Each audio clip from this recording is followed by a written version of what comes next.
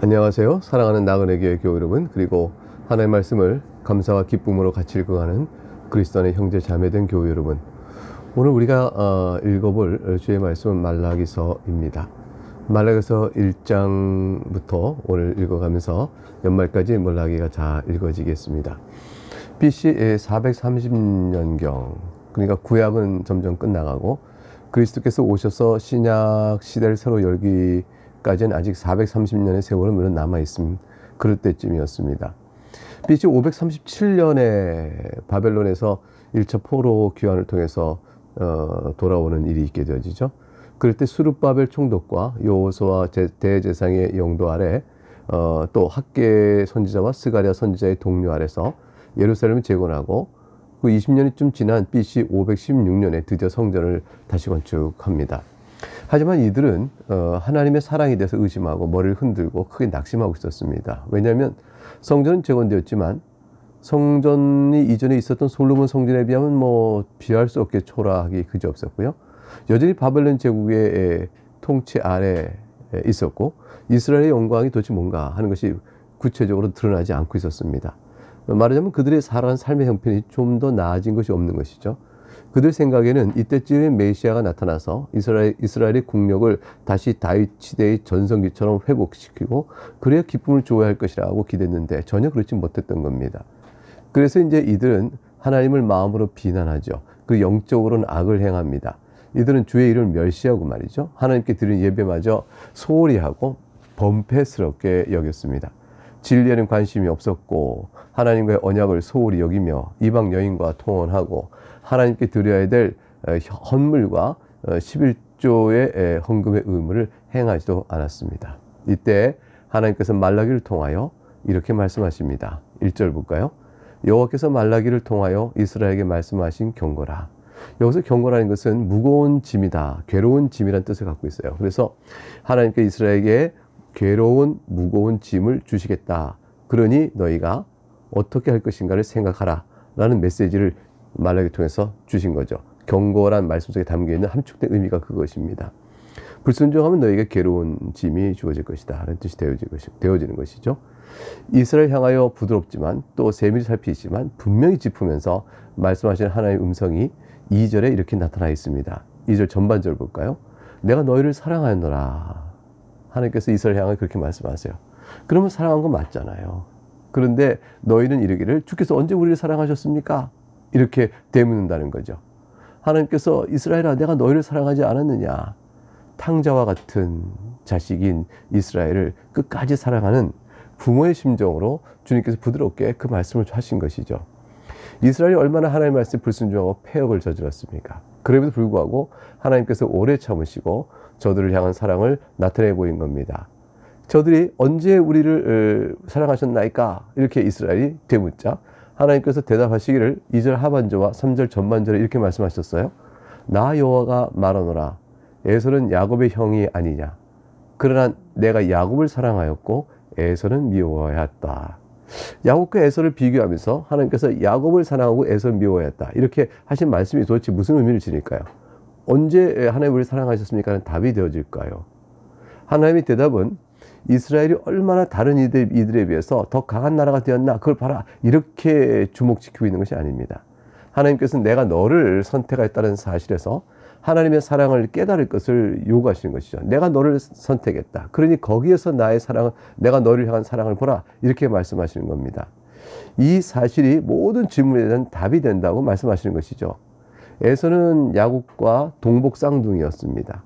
이들 사이에 아무런 외적인 조건의 차이가 있다 보기 어려웠죠.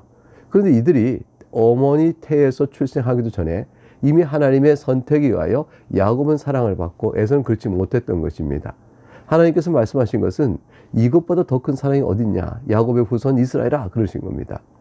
에서를 보라. 3절 하반절에 그의 산들은 황폐하게 하였고 그의 산업을 광야의 이리들에게 넘겼느니라. 하나님께서 에서의 후손들의 번영을 다 무너뜨리고 그들을 심판해 두셨다고 말씀하십니다. 이들이 에서가 하나님 심판과 그 손길을 저항할 수 있을까요? 4절과 5절에 보게 되면 에돔은 말하기를 우리가 무너뜨림을 당하였으나 황폐된 곳을 다시 쌓으려 하거니와 나 만군의 여호와는 이르노라. 그들은 싸울지라도 나는 헐리라. 사람들이 그들을 일컬어 악한 지역이라 할 것이요 여호와의 영원한 진노를 받은 백성이라 할 것이며 너희는 눈으로 보고 이르기를 여호와께서 이스라엘 지역 밖에서도 크시다 하리라. 여호와의 능력을 이스라엘 지역에서만 제한되는 것이 아닙니다. 이스라엘 바깥의 영역에 거하는 에돔 족속이 에서의 후손이죠. 하나님의 심판을 거슬러 자기들의 힘으로 번영을 이루어갈 수가 있을까요? 전혀 그렇지 못합니다. 하나님께서 그것을 말씀하시는 거죠. 하나님께서 이들의 재건의 노력을 무너뜨릴 것이며 그들은 악한 지역이라 일컬음 받을 것이라고 말씀합니다. 하나님의 진노를 영원히 받게 될 것이죠. 6절과 7절에 가게 되면 이제 이스라엘 백성들의 제사장을 하나님께 탓하십니다. 내 이름을 멸시하는 제사장들아, 나 멍군의 여호와가 너에게 이르기를 아들은 그 아버지를 종은 그 주인을 공경하나니 내가 아버지일진데 나를 공경함이 어디 있느냐? 내가 주인일진데 나를 두려움이 어디 있느냐? 하나 너희는 이르기를 우리가 어떻게 주의 이름을 멸시하였나이까 하는도다. 하나님께서는 너희가 내 이름을 멸시한다고 책망하시는데 정작 그 책망을 받는 제사장들은 그것을 부인합니다. 우리가 어떻게 주의 이름을 멸시하냐고 되묻는 것이죠. 참으로 어처구니 없는 일이며 상상이 어려운 일이지만 현실로 드러나고 있는 일입니다. 제사장이라면 마땅히 세상이 다 하나님을 멸시한다고 하더라도 하나님의 존엄과 어미로움을 선포하며 끝까지 지키기 위하여 노력을 다하고 거룩한 전쟁을 수행해야 하는 것입니다. 그럼에도 이들은 하나님을 멸시함으로 스스로 멸망을 자초하고 맙니다. 더욱더 기가 막힌 것은 하나님께 어떻게 우리가 하나님을 멸시하냐고 되묻는 뻔뻔함입니다. 하지만 자신들이 언제 그렇게 했느냐고 묻는 자들에 대하여 하나님께서 이제 구체적인 예를 들어가면서 저들의 죄악성을 지적해 가십니다. 무서운 일이죠. 7절 볼까요? 너희가 더러운 떡을 나의 제단에 드리고도 말하기를 우리가 어떻게 주를 더럽게 했나이까 하는도다. 이는 너희가 여호와의 식탁은 경멸히 여길 것이라 말하기 때문이라. 8절 만군의 여호와가 이르노라 너희가 눈먼 희생 제물을 바치는 것이 어찌 악하지 아니하며 저는 것 병든 것을 드리는 것이 어찌 악하지 아니하냐. 이제 그것을 너희 총독에게 드려보라. 그가 너를 기뻐하겠으며 너를 받아 주겠느냐. 이들은 인간의 총독에게도 결코 하지 않을 일을 하나님께는 하고 있다고 하나님께서 지적하신 것이죠. 구체적으로 더러운 떡을 하나님께 드립니다. 눈먼 희생 제물, 저는 것, 병든 것을 드립니다. 하나님의 식탁을 경멸히 여기고 또한 거룩한 것을 거룩한 것을 경시하는 것이죠. 하나님이 그것을 하지 않느냐고 7절과 8절에 지금 읽었던 말씀 속에서 지적하고 계신 것입니다. 여기서 더러운 떡이라는 것은 이미 상한 떡일 수도 있고요. 아니면 하나님께 드리려고 만든 것이 아닌 떡을 대용으로 하나님께 드리고 만든 떡도 아닌 그 일반적인 떡을 그냥 대용으로 드리거나 아니면 상한 떡을 드리거나 이게 다 더러운 떡이죠. 아니면 자신들이 먹고 손을 댄 남은 떡을 드리거나 이 더러운 떡이죠. 우상에 드렸던 떡을 다시 물려내서 그걸 하나님께 드리거나 이런 가증한 일을 악한 일을 하게 될 때 이들의 떡은 상한 떡인 것입니다. 율법에 따르면 가장 좋은 것을 정성스럽게 드려야 마땅함에도 불구하고 정성은 고사하고 쓸모없는 것, 좋지 않은 것만을 골라서 이러한 것들을 사실 율법에 따를 때는 하나님께 도무지 드릴 수 없는 것인데 그렇지만 그런 걸 뻔히 알면서도 그들은 이러한 것들을 드리는 죄를 범한 것입니다. 그러고서도 어쨌든 드렸으니 된 것 아닌가 하는 태도를 가지고 있는 거죠. 그러니까 감히 어떻게 우리가 주의 이름을 멸시한다니까 라고 되묻는 것입니다. 이것은 그저 부스러기 시간이나 힘과 재물을 대충 드리면서 오히려 이러한 자신들의 헌신에 대하여 하나님께서 칭찬과 보상을 제대로 해주지 않으신다고 불평을 하는 신앙 양태를 지적하는 것이라고 말할 수 있겠습니다. 하나님께서 이러한 것들을 총독에 드려보라. 그들이 기뻐하며 받겠느냐. 사람에게도 못할 일을 내게 하느냐. 이렇게 말씀하시므로 저들의 가증한 이중성을 지적하시고 다음과 같이 조롱의 말로 질책을 하십니다. 9절과 10절입니다. 만군의 여호와가 이르노라. 너희는 나 하나님께 은혜를 구하면서 우리를 불쌍히 여기소서 하여 보라. 너희가 이같이 행하였으니 내가 너희 중 하나인들 받겠느냐. 10절 만군의 여호와가 이르노라. 너희가 내 제단 위에 헛되이 불사르지 못하게 하기 위하여 너희 중에 성전문을 닫을 자가 있었으면 좋겠도다. 내가 너희를 기뻐하지 아니하며 너희가 손으로 드리는 것을 받지도 아니하리라. 하나님께 이렇게 저들의 가진 이중성을 말씀하시면서 우리를 불쌍히 여기소서 말해보라. 내가 너희를 불쌍히 여기겠느냐. 단 하나라도. 또 말씀하시기를 내가 오히려 성전문을 닫아버리겠다. 그러고 싶다. 왜냐하면 너희가 내 제단 위에서 헛되이 불사른 일을 행함으로 너희가 제사 드렸다, 뭐 하나님께 드렸다 이런 식으로 말하는 것을 내가 듣기가 어렵기 때문이라. 내가 너희가 손으로 드린 것을 받지 않겠다라고 말씀하십니다. 하나님께서 11절에 이르러서 결국 이렇게 말씀하십니다. 만군의 여호와가 이르노라. 해 뜨는 곳에부터 해 지는 곳까지의 이방 민족 중에서 내 이름이 크게 될 것이라.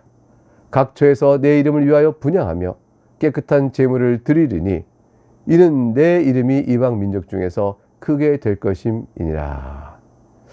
너희 유대 민족이 아니어도 이런 말씀이죠. 내 이름은 영광 받을 것이라고 말씀하세요. 너희가 아니어도 내가 합당한 예배를 받을 수 있다라고 말씀하신 겁니다.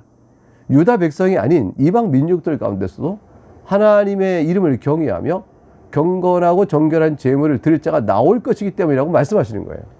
그러니까 이게 얼마나 충격적이고 강한 말씀이세요. 12절에 그러나 너희에게는 말하기를 여호와의 식탁은 더러워졌고 그 위에 있는 과일 곧 먹을 것은 경멸히 여길 것이라 하여 내 이름을 더럽히는도다.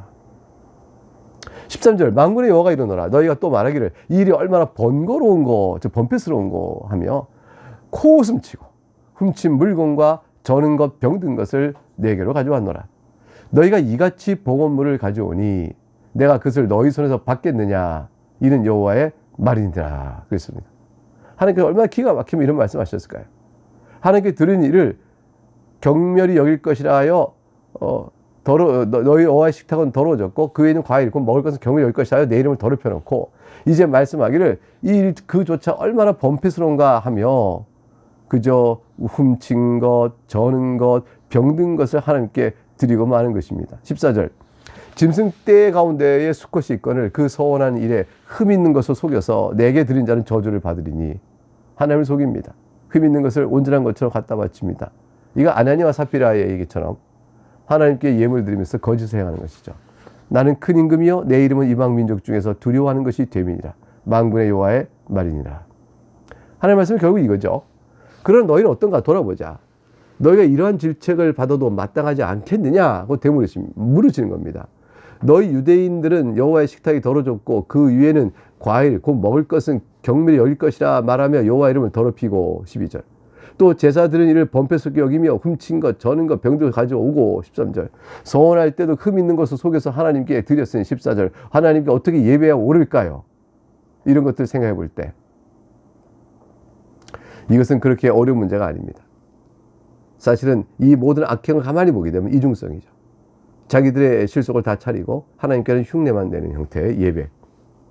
그리고도 저들 하나님께 예배를 드렸다 이렇게 말하는 자들입니다. 사실 하나님께 어떻게 예배를 드리면 옳을까? 어려운 문제가 아닙니다. 진심을 보면 됩니다.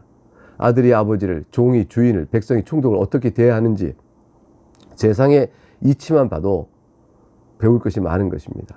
그렇다면 과연 만왕의 왕이시여 만주의 주님이신 하나님을 어떻게 대해야 할까요? 그것을 생각해보면 그 이치는 쉽게 주변에서 찾을 수가 있는 것이죠. 하나님을 믿는 영적인 태도는 세상에 있는 사람들이 살아가는 많은 것들에서 교훈을 도리에 얻을 수가 있습니다. 하나님께서는 일반적인 생활의 삶과 전혀 분리된 신령과 독립된 어떤 영적 생활을 말하는 것이 아니고 그 원리는 하나님을 사랑하고 이웃을 사랑하라는 주의 말씀의 뜻은 결국 이 세상 속에 살아가는 중에서 사람을 어떻게 사랑하느냐를 통해서 볼 수가 있는 것입니다. 오늘 이 주의 말씀은 말라기 때에 말라기 선지의 사역을 통해서 당대의 이스라엘 백성의 영적 형편을 적나라하게 보여주는 말씀이라 할 것입니다. 네, 오늘 여기까지 말씀을 읽고요. 내일 다시 뵙도록 하겠습니다. 감사합니다.